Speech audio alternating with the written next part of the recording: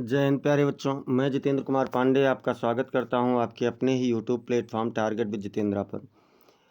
प्यारे बच्चों, इस समय हम लोगों का इंग्लिश ग्रामर का एक बहुत ही शानदार सीरीज चल रहा है जिसमें हम लोग पढ़ रहे हैं नरेशन, और नरेशन में आज हम लोग पढ़ेंगे पार्ट 8।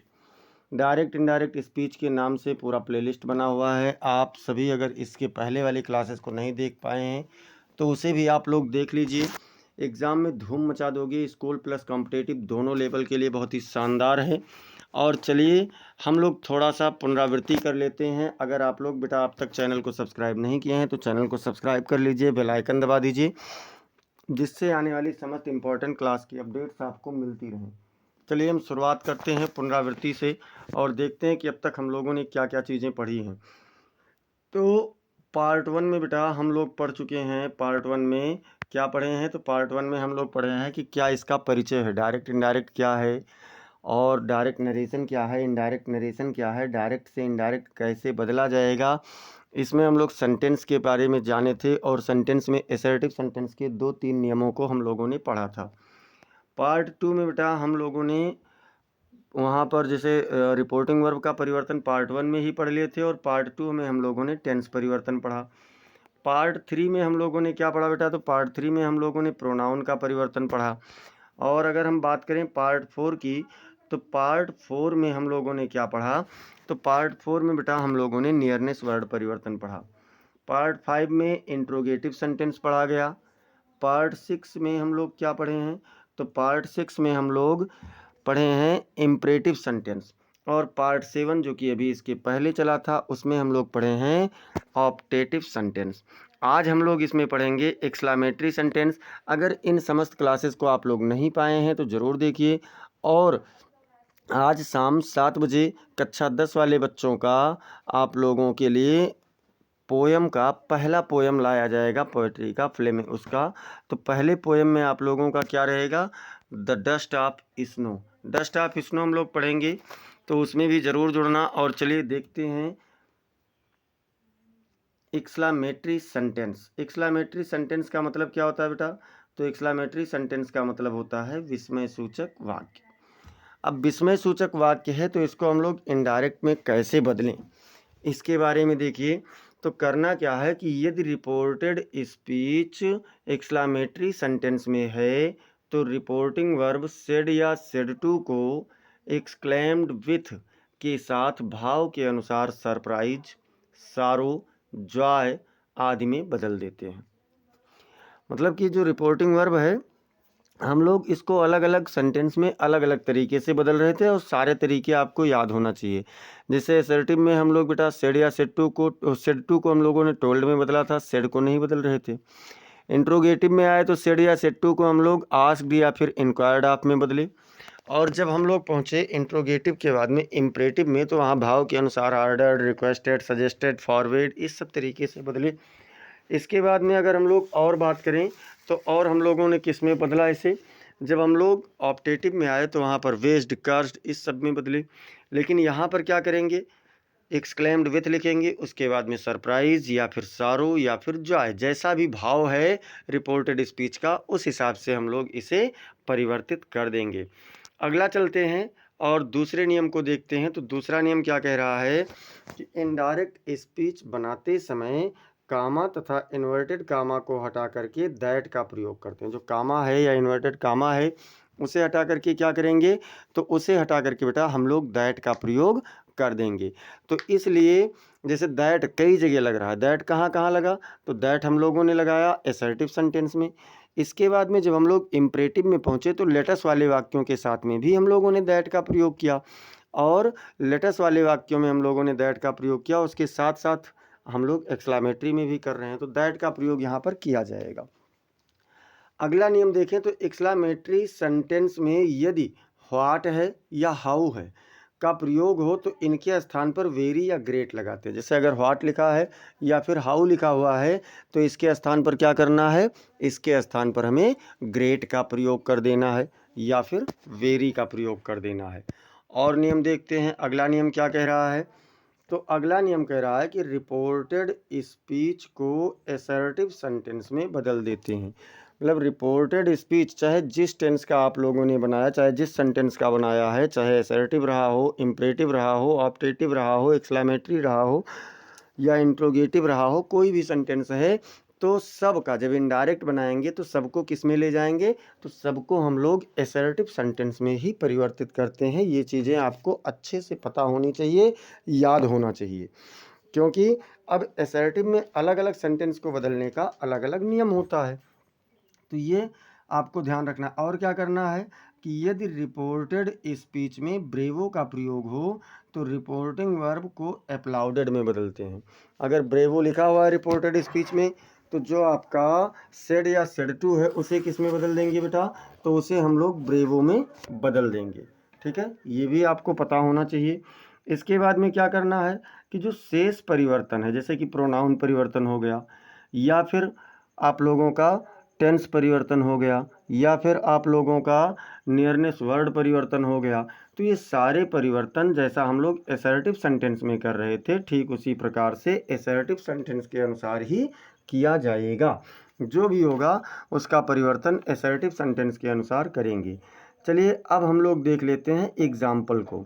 एग्जाम्पल्स के बाद में अब क्या करेंगे, तो जैसे डायरेक्ट सेंटेंस है ही सेड, उसने कहा, क्या है, उसने कहा, क्या कहा, how beautiful the rainbow is. उसने क्या कहा कि how beautiful the rainbow is.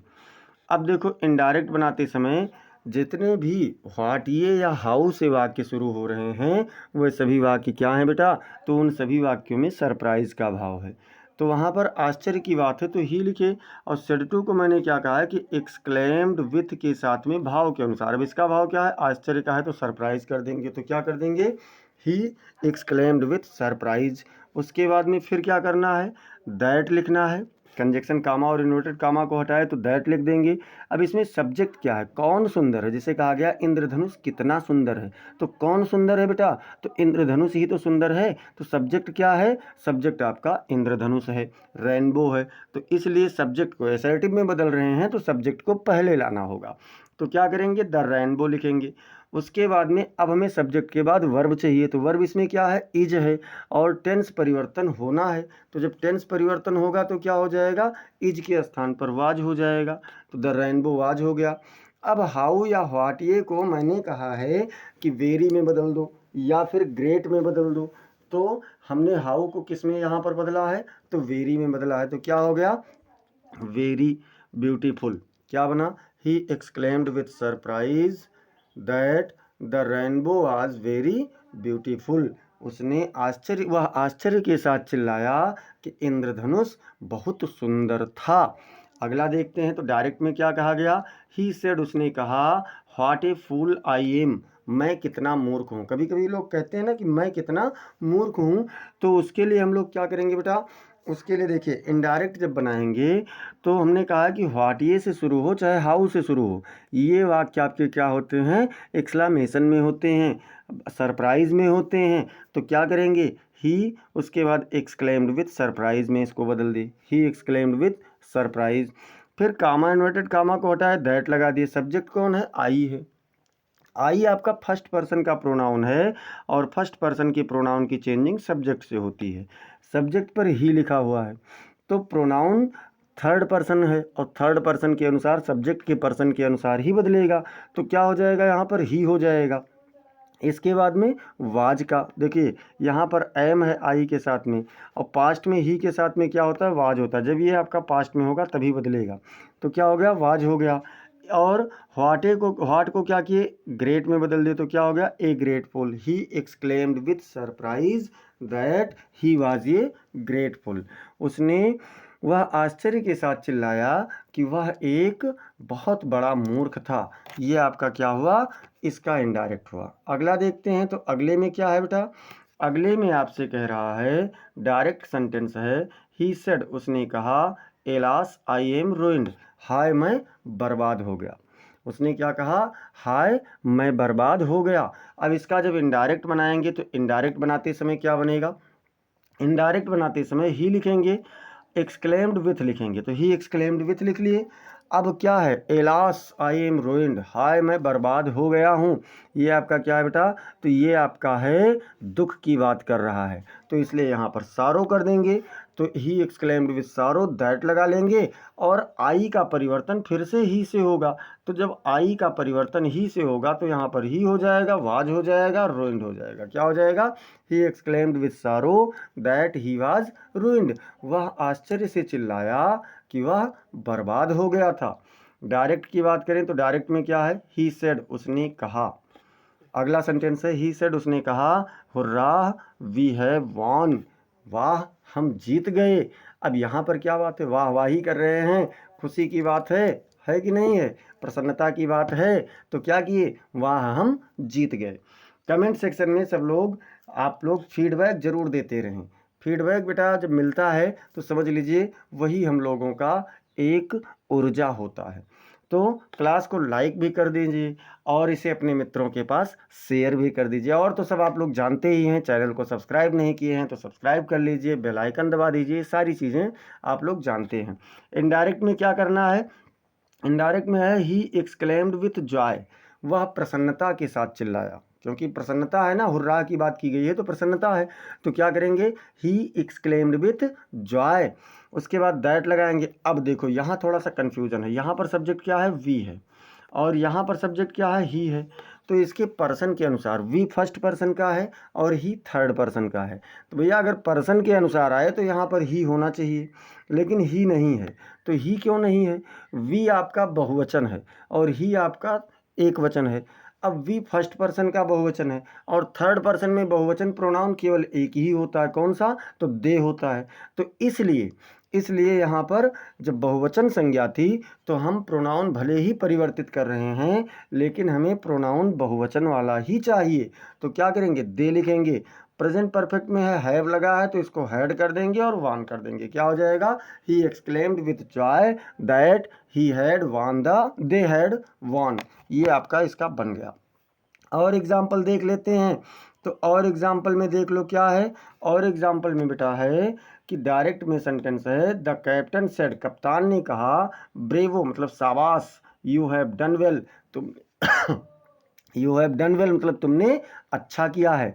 तो अब इसका जब इनडायरेक्ट बनाएंगे तो इनडायरेक्ट बनाते समय क्या करेंगे, इनडायरेक्ट बनाते समय देखो द कैप्टन, और मैंने अभी आपको पहले नियम में ही लिखवा दिया था, मैंने नियम में ही लिखवा दिया है, बता दिया है कि जब ब्रेवो होगा तो सेड या सेड टू को यानी रिपोर्टिंग वर्ब को एप्लाउडेड में बदला जाएगा, यहाँ पर एक्सक्लेम्ड विथ नहीं लगेगा, तो सीधे क्या हो जाएगा, एप्लाउडेड हो जाएगा। The captain said applauded, sorry said नहीं, द कैप्टन एप्लाउडेड, कप्तान ने कहा या प्रशंसा किया, एप्लाउज मतलब प्रशंसा करना, तो कप्तान ने प्रशंसा किया दैट की।